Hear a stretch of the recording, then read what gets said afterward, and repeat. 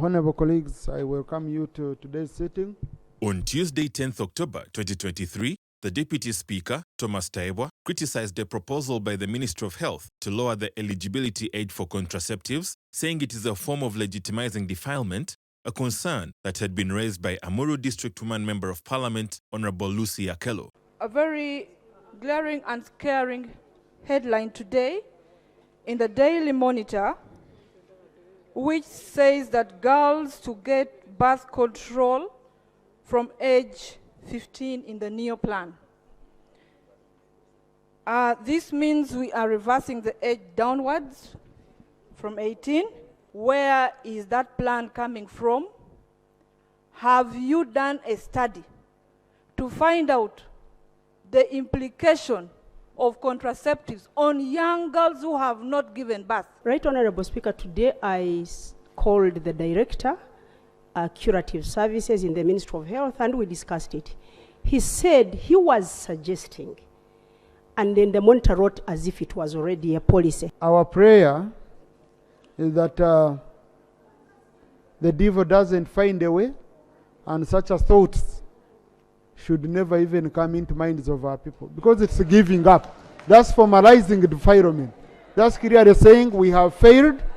During the sitting, Minister for Finance, Honorable Matia Kasaija, yielded to a Parliament request to finance the 3 billion shillings budget for the National Youth Council.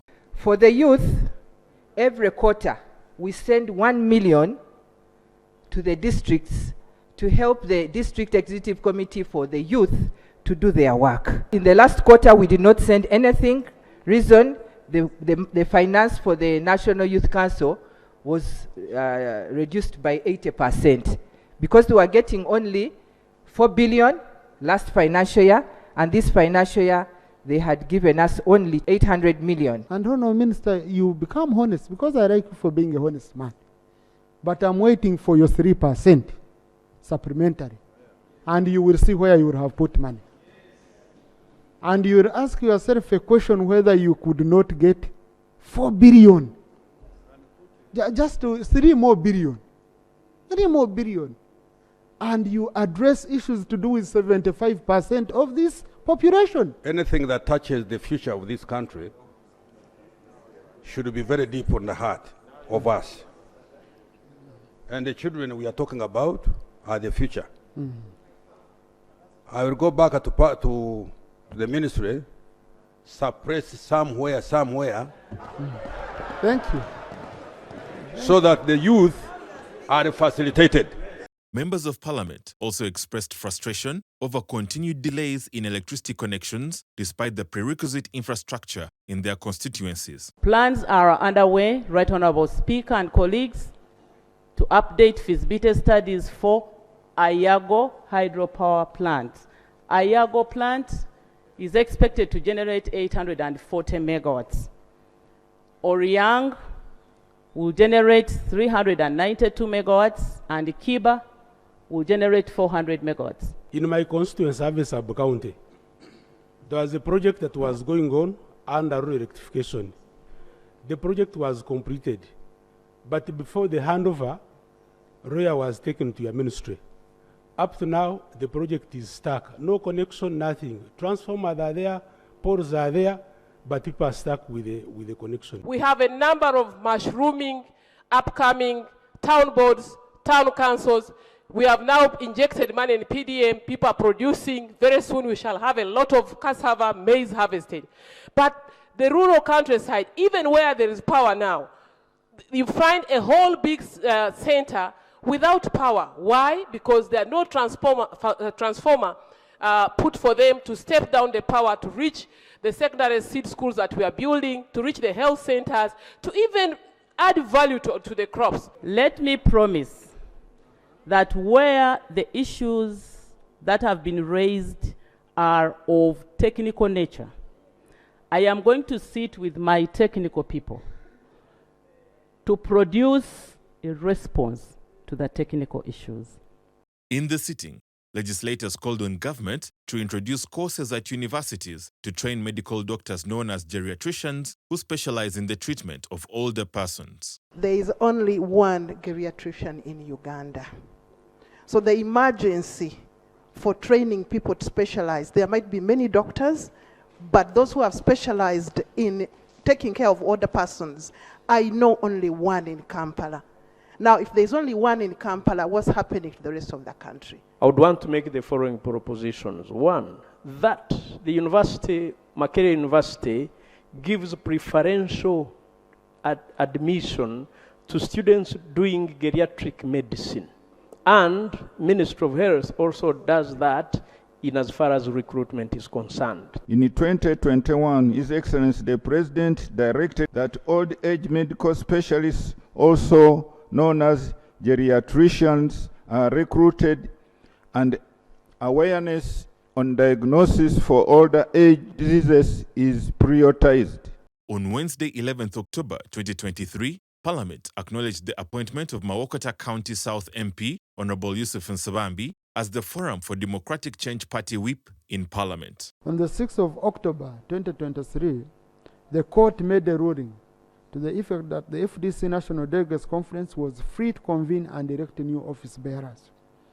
Following the successful elections within the FDC party, the Secretary General has vowed his letter dated 7th October 2023, written to me communicating the decision of the National Delegates Conference of FDC appointing Honorable Yusuf Nsibambi as the FDC party whip in Parliament.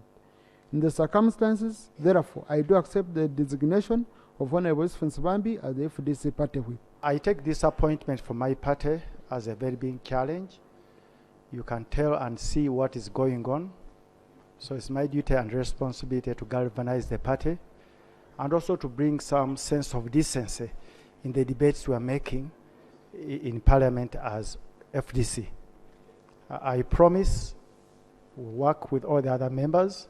Also in the sitting, the mandate by the Committee on Physical Infrastructure investigating the proposal to introduce digital number plates was reassigned to a classified committee of the House. I had stopped the Committee of Physical Infrastructure and I had a comprehensive meeting and I explained the reasons to the members. Since then, I've had a meeting with the Attorney General and the Minister for Security where a formal complaint was made.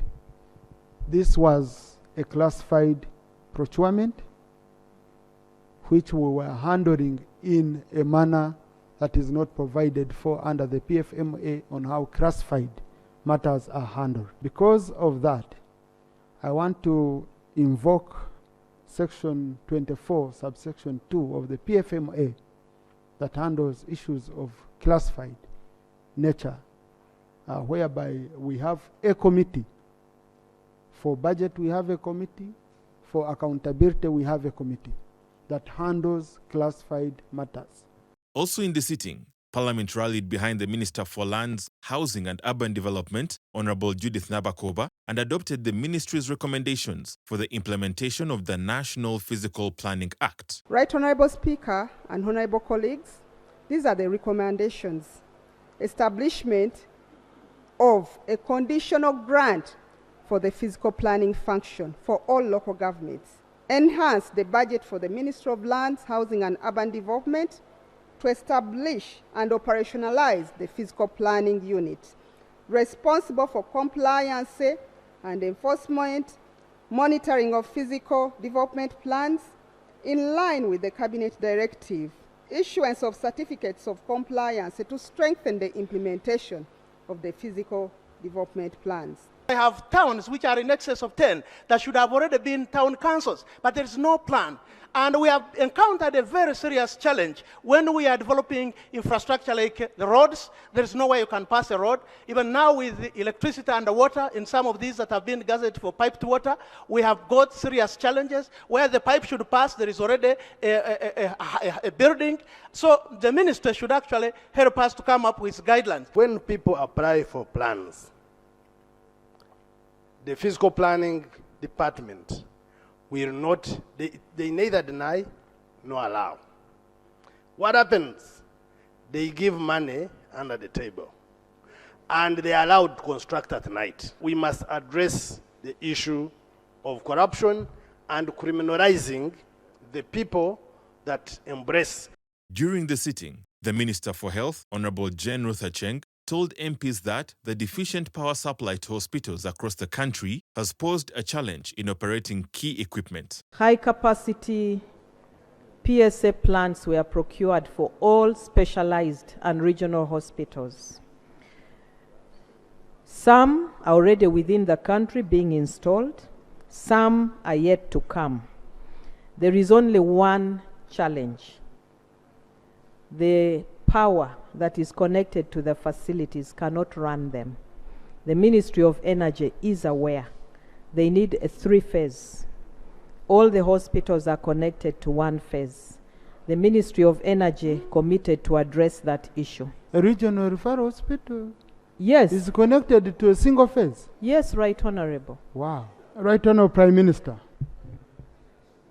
you've heard, we have white elephants. We have ICU beds and facilities which are not functional because there is no power. Okay? All these CT scans, no power. Call an interministerial meeting. Minister of Health, Minister of Energy, Minister of Finance. In 30 days, update the House. And with the view of addressing it. Honorable colleagues, House adjourned to Tuesday at 2 p.m.